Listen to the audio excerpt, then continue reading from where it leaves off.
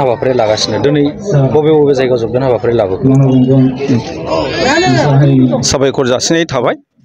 सोंनायनि थाखाय दिनै जोङो फुंनि 8टा बाजिनिफ्रायनो जोङो कालाइगाव जसिमलागुरि बे जायगायाव मोननै जयनिं लादों बेनि उनाव जोङो खोला सिंमारि बावहाय 62 जन जयनिं लादों आरो दिनै बावहाय जोङो नङाब्लाबो 250 जनसो जोङो दिनै जयनिं खालामगासिनो दं मा दोलोनिफ्राय जयनिं जाबाय नोंथाङा दोलो हिसाबैथ' जोङो दिनै बावहाय नुनो मोनदों बांसिनै बिपिएफनि आरो गुबुन गुबुन दोलोनिबो दं दिनै जों बेखौ सोंनानै नायाखै किन्तु जोंनि बिजेपि दोलोखौ मोजां मोननानै बिथांमोना गावसोरनि गोसो गोरबोजों फैनानै बिथांमोना जयनिं लाफैदों बिनि थाखाय जोङो दतमा मण्डलनि जानानै रोजा रोजा साबायखर जासियो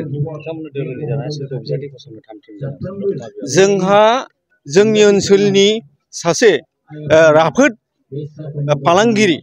एबा समाज सिबियारि मनरन्जन ब्रह्मखौ जोङो ओनसोलनि जानानै समाजनि जानानै जों बिजाथि हिसाबै जों फसंनो नागिरदों आरो बिथांखौ जों देरहाहोगोन बे बयनिबो रायजो राजानि सिमां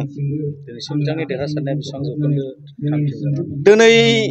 दोलो हिसाबैथ' बयहाबो बुंनानै लानायनि माबाया ओंथिया दं दिनै जों बिजेपिनि जानानै जों बुंगोन जोङो दिनै मनरन्जन ब्रह्मखौ जेरैखिजाया देरहाहोनो हागोन आरो देरहानाया स्पस्त जाबाय बेखौ जोङो दिनै रायजो राजानि सिगाङाव मेसेज हरनो हायो।